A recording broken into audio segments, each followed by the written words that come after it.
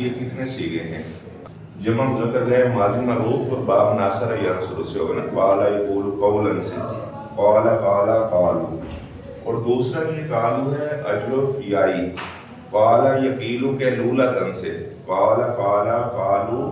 وہ جو قالو ہے وہ تھا اصل میں قایلو، یہ ہم طریقے ماں کو مفتوح سے الف سے بدل دیا قالو ہو گیا. اور یہ جو قالو ہے قابلو، وہ ہم طریقے ماں کو مفتوح سے الف سے بدل دیا قالو بن گیا. یہ آتا ہے حدیث میں قیلو فإن الشیاطین لا تقیل، کہ آپ کے لولا کیا کرو، شیاطین کے لولا نہیں کرتے. من قال، جس نے کہا قال اللہ، اللہ نے کہ لولا کیا اس نے کفر کیا.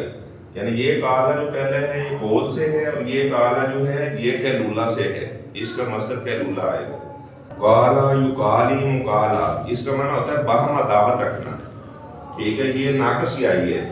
جیسے قرآن میں ما ودعک ربک وما قلا، قلا یقلی کا معنی ناراض ہونا. ما ودعک، آپ کے رب نے آپ کو چھوڑا بھی نہیں اور وہ ناراض بھی نہیں ہوا. اور جب مفعلہ میں چلا گیا تو مشارکت والا معنی آ جائے گا. اچھا، اس سے امر کا جو صیغہ بنتا ہے وہ ہے قالی، یوں قالی، قالیا.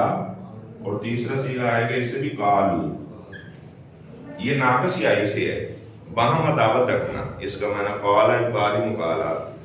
تو آپ بتائیں جی اب قالو کتنے صیغے ہوئے؟ ایک جمع مذکر گئے ماضی معلوم باب ناصر ینصر، ٹھیک ہے، جس کا معنی کہنا. اور دوسرا قال یقیلو کہ لولتن، جمع مذکر گئے ماضی مرفوع. اور تیسرا با مفعلہ سے امر کا صیغہ جمع مذکر حاضر، امر حاضر مرفوع، اور با مفعلہ ہے قال یقالی مقالا. آپ سب کو یہ بات سمجھ آ گئی؟ قالو کتنے صیغے ہیں؟ تین صیغے ہیں.